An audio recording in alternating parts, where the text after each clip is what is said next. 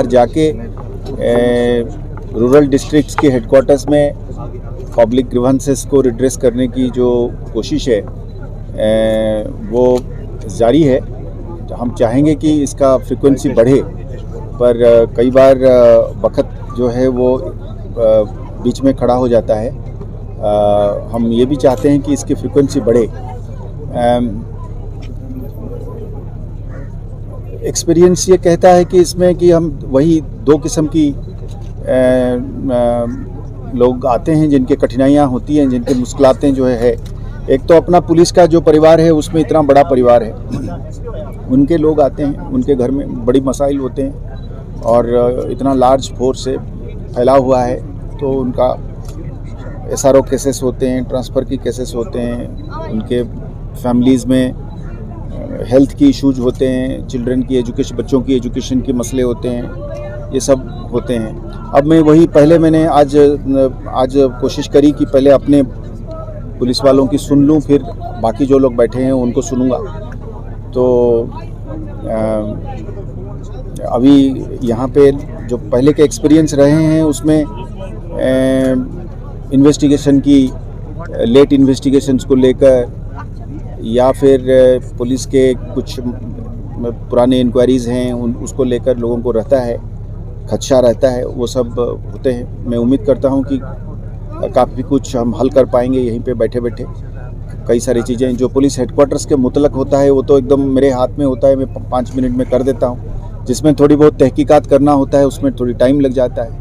जो बाकी कई बार ऐसा होता है कि कुछ ऐसे मसाइल होते हैं जो पुलिस में एक टांग होता है और बाकी डिपार्टमेंट्स में होते हैं, तो उनके साथ भी हम रास्ता कायम करके उनकी मदद से उनकी मसाइल को हल करना चाहते हैं, वो भी हम करने की कोशिश कर रहे हैं। तो एक हमने फॉलोअप सिस्टम बनाया हुआ है और हम अफसर को तैनात करते हैं कि हर केस के पीछे कोई अफसर रहे, उनसे बातचीत करे। अगर हमसे कोई छूट गया यहाँ से उनको टेलीफोन करके पता करे कि ये कागज़ और ये वकवा या कोई वेरिफिकेशन है, कोई तहकीकात करनी है, वो करके। तो इसलिए ये एक एफर्ट है कि सुने और इसको हल यहीं पे स्पॉट पे कुछ कर सकते हैं तो करें, जो नहीं है उसको तहकीकात करके हेडक्वार्टर के लेवल करे। कुछ ऐसे होते हैं जो पुलिस हेडक्वार्टर की परे हैं, कुछ एज की रेस्ट्रिक्शंस होते हैं, कुछ और जहाँ पे गवर्नमेंट की कंसेशंस और गवर्नमेंट की रिलैक्सेशन के लिए वो भी हमने तय करते हैं। यहाँ पे हमें पता चल जाता है कि ये ऐसी केस है जिसमें ये करने के लायक है, तो फिर हम उसको उसी हिसाब से उसको फ़ोन करके यहीं पे फैसला करते हैं कि इसको करा जाए।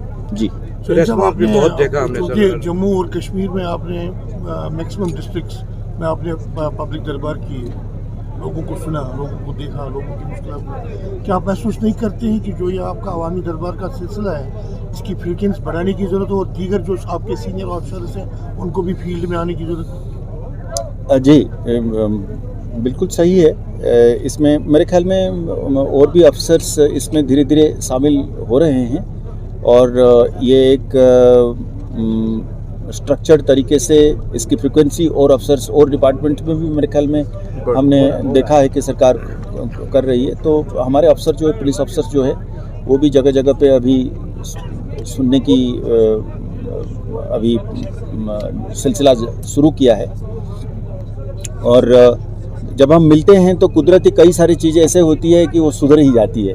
तो जो बाकी नहीं है वो फिर सीनियर अफसर साहिबान बैठ के उसको सुनेंगे। पर बात आपकी दुरुस्त है कि इसकी फ्रीक्वेंसी बढ़नी चाहिए और अफसर इसमें शामिल होनी चाहिए, इसमें कोई दो राय नहीं। सर, लोगों की तादाद बहुत ज़्यादा, आपको लग रहा है कि ऐसा इनिशिएटिव लिया गया है सर, इस किस्म के जिला सतह पर ऐसे रेजिडेंशियल कैंप का इनेकाल किया जाता है। तो सर हमें ये बताइए कि इससे पुलिस और आवाम के दरमियान जो रिश्ते हैं वो कितने इस्तेमाल हो सकते हैं?